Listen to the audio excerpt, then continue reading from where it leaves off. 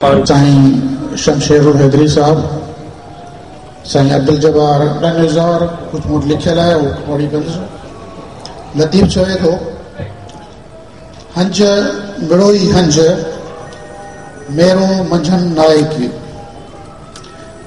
हंज मिड़ोई हंज मेरो मंझन नायको, जिते रहन संझ सो सरकन सुहो। के चयो आहे त ख़ुशि थियण ऐं ख़ुशी वठण बराबरि हिकु अजीब शइ आहे, पर उनखां वधीक सुठी ऐं सुहिणी शइ ख़ुशि करणु ऐं ख़ुशी ॾियण में आहे। आउं राइटर्स फोरम जी संगत खे जस्तो ॾियां, जिन सिर्फ़ नकाश जो किताब खाना बदोश आहिनि छपाए असांजे हथनि ताईं पुॼायो आहे, पर किताब जी मोहरत जो इंतज़ाम इंतहाई भावाकार नमूने कयो आहे।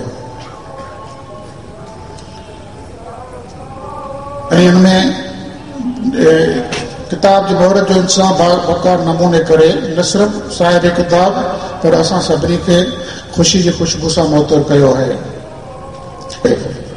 उन करे संदसि बयान इज़हार ऐं एहसास ऐं फ़िक्र ऐं कैफ़ियत इनफ़रादी ऐं निराली थो पवे। सो नकाश पंहिंजे मुशाहिदनि ऐं तजुर्बनि खे बिल्कुलु मख़सूस अंदाज़ ऐं सादे नमूने ऐं वणंदड़ करे पेश थो करे, जंहिं करे हुन पंहिंजी टही जे शाइरनि में पंहिंजी नुमाया हैसियत ठाहे वरिती आहे। नकाश पंहिंजी शाइरी ज़रिए उहे सभु मंज़र ऐं अक्स चिटनि जी भरपूर जुस्तजू कई आहे, जेके हुन पंहिंजे अंदरि जे अखियुनि सां ॾिठा आहिनि।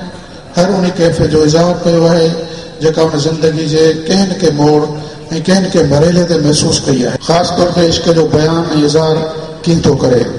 कुझु शेर आहिनि, केतिरी आ ॾुखी इश्क जी पुलिस रात, केतिरी आ ॾुखी इश्क जी पुलिस रात, थोरो जेतिरो बेबका थी वञूं।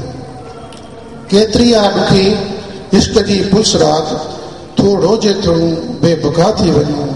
इश्क जी इंतहा इहा ई नकाश, बुक ख़ाली हुजनि ख़ुदि दुआ थी वञूं। ॿियो शेर, सिंध तुंहिंजी जो वठी वो बेचो, सींध तुंहिंजी